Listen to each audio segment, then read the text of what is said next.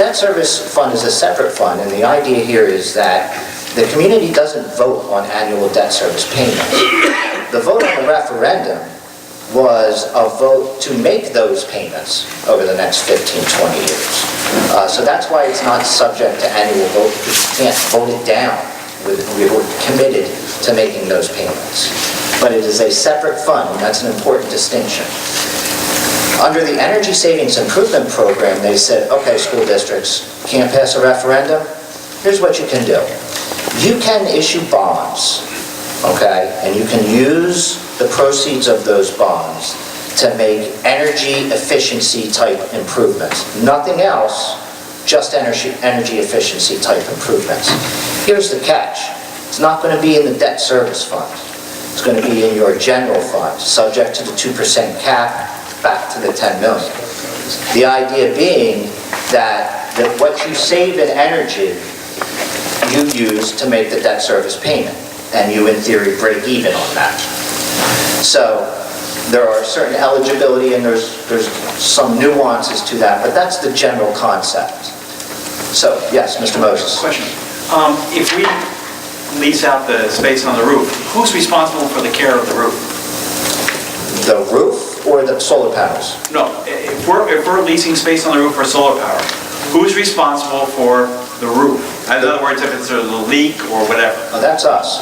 That's still us. Right. The solar component of this, there's no roof penetrations. If we were to go that way, it would be engineered, and all of the protection that we would need to ensure that, first of all, it was safe, you know, for wind uplift and that type of thing, and that it would preserve the integrity of our roofs. They would certainly be on the hook for all of that. And the solar, putting the solar on the roofs, it's not a real complex engineering feat. It's basically a ballast weight down system, and it can be engineered pretty easily. There are other places where they can put them besides roof space. They can build it overhangs, Canopies, or the parking areas or walking areas. any number of places. Right. But not near a baseball field. All right. Now here's an important distinction between these two. The flexibility of a referendum is far higher than that of a combination of the other two. And we're going to look at that as we go through the types of projects, because I think it's important enough to understand what types of projects we have in front of us. Energy efficiency type projects required. These include things like boilers, windows, and even certain roof components. These are things that we need to do. We have boilers coming to the end of life, and we have a roof replacement schedule that we need to adhere to. We're going to do those things one way or the other. They happen to have an energy efficiency component to it. I call them required because I can't choose to not do that. They're the types of things that we need to do in order to keep the doors open. We can't choose to have roof leaks. We can't choose to not have heat. These are things that need to be done. Optional for energy efficiency, these are things that came back primarily in the energy audit. They're lighting retrofits, for example, changing the types of ballasts and types of bulbs we use that are more energy efficient, but it costs money to do that. Or putting motion sensors in rooms to turn lights on and off. So that type of thing. Optional as in not required to keep the doors of the school open, but certainly the return on that investment is a pretty quick turnaround. 3 years, 5 years, depending on the type of improvement. Other projects do not have an energy efficiency component to it. This would include if we were renovating this auditorium. It doesn't have an energy efficiency component to it. Or a track replacement, that type of thing. Those two examples are optional. There are required ones that I would need to do for a large portion of our roof replacements don't have the energy efficiency component to it. So I would still need to do those things. Just doesn't have an energy consequence. And then finally, the third category is solar. If you look at the eligibility of them, a referendum is eligible for all of them. Power purchase, solar only. It's the only area that you're going to look at there. And for the ESIP, it's energy efficiency only, because you can only issue those bonds, and you can only use those proceeds for energy efficiency improvements. The gap on option 2 are those other projects. And as for the required components of it at least, with no option here, that means it goes back into the annual budget, which makes our $10 million situation even more difficult. Okay, so from a flexibility perspective, certainly referendum has the most flexibility. From a financial perspective, voter approval necessary for referendum, as we all know. The other two can happen with board action. Property tax impact. Let me talk about that a little bit. In fact, I'll come back to that. Funding source. Bond proceeds, yes on the referendum, obviously, and also yes on the ESIP. For the power purchase, doesn't work that way. You just pay a little bit less for energy. State aid and SRECs. This is the pivot point of this whole conversation. If you have a referendum, we have every reason to believe, although it's not, there's been state aid towards facility projects for many, many years, and there's projected to be for the future as well. And typically it's 40% of eligible costs, which works out to usually 30 to 35% of actual costs. So if we look at the total scope of work that we're going to do, including the solar, including all of the other things that we need to do one way or the other we need to do, we can get 35% of that package paid for by the states if we were to pass a referendum. That's obviously a huge financial benefit. That benefit does not exist for either of the other two. I have state aid for either of those two. So that's what makes the referendum so much more financially attractive than the other option. The trick is you have to pass a referendum. Energy savings, obviously that spans all three. If we were to get a referendum through and we were to put solar on, let me just talk about solar a little bit. There's really two sources of good news there.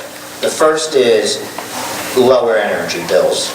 The second is something called solar renewable energy credits. And they're essentially a commodity that is awarded to organizations that generate renewable energy. Here's the backstory on it. The amount of energy demand in the state of New Jersey is at peak times higher than what the providers of energy in the state of New Jersey can readily bring to.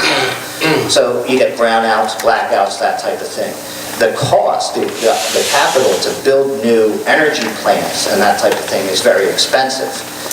So what the legislature did was they created this requirement of energy providers to meet a certain renewable energy commitment each year. And so those are the buyers of these SRECs. So they have value. So to the extent we generate solar energy, we receive SRECs, and the energy companies have to purchase them because they have to reach a certain commitment for renewable energy. So they're also of value to us. So those are the two possibilities. If we go with a power purchase on the solar end, then SRECs are the outside companies. We don't get the benefit of that. So really for a referendum, and you look at the significant difference in financial benefit, it's because of debt service aid, and it's because of these SRECs that would be available to the district every year for the next 15 years. It's a 15-year program. So from a financial perspective, that's the difference between the two. Let me go back up to property tax relief. Bond counsel that I'm working with now, I've asked the question, is there a way that we can design this referendum so that we can ensure, give some level of guarantee and assurance to the community that this will be tax neutral? What I'd like to see happen is I'd like to see somebody go in to vote yes on the referendum, vote no on the referendum. It's not going to change your property taxes. And I want to be able to back it up.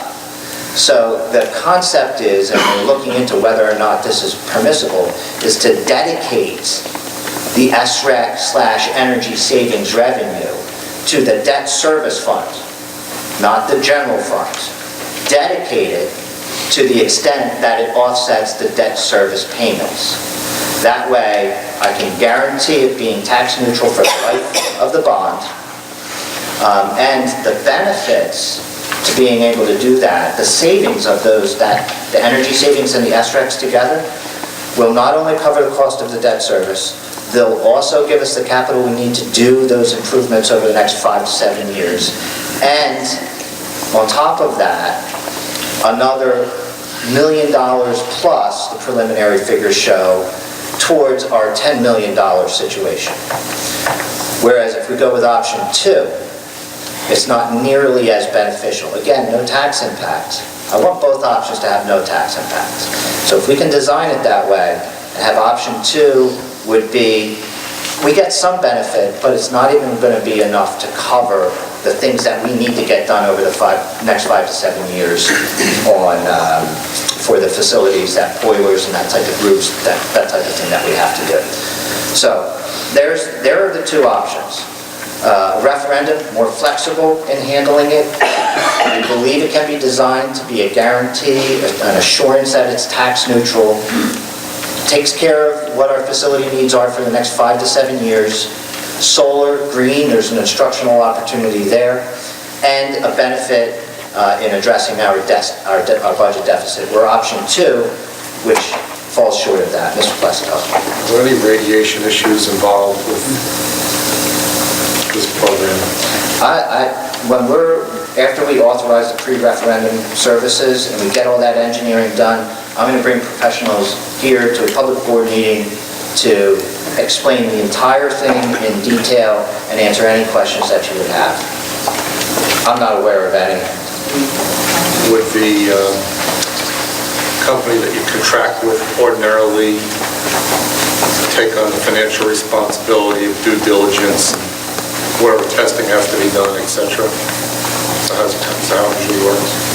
I would imagine, well, we're going to set the specifications. We set the specifications, then we go out and take proposals from companies that are interested in putting their capital up to put solar on our roofs. So they would have to comply with our specifications, and we would make sure all those T's are crossed and I's are dotted. Well, they've been in this business for quite a while and done many of them, so I mean, any facts that they had in that regard wouldn't be anecdotal. They have proof, obviously, that their panels were safe from general radiation. There's a lot of cell towers. And Just want to make sure we're doing it. So a quick timeline looking from here to April and the different areas that we're going to be taking a look at. When can you expect them to come to you here at a board meeting? You can see one of the first things up is going to be pay to participate. At the December meeting, I'm going to share some of the objective data with you, participation rates, what other districts are doing and that type of thing. And then we can have public input on that beyond that meeting. Commercialism, Mr. Clerk will come in and ask that question. Just on the pay to participate, I don't know what the board's general feeling is. My feeling is that it's got to be across the board. We can't get ourselves in a situation where we're picking and choosing. Maybe we use the, call it the great adventure model, pay one price, whatever, but just when you're pricing it out and giving us the options, that would be important to me.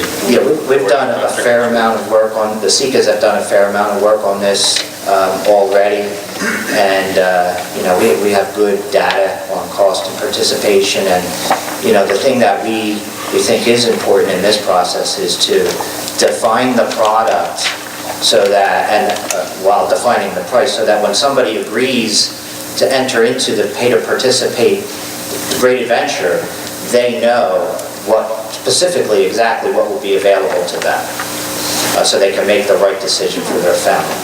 I don't think anybody wants to get in a position where the debate team is being treated one way and the football team is treated another way. Well, or a swim team or whatever. It's all going to be the same. And I think those types of discussions need to be had. That's the subjective component of it. What are our feelings? What's the impact of students? the first thing I'm going to do is, here's the data.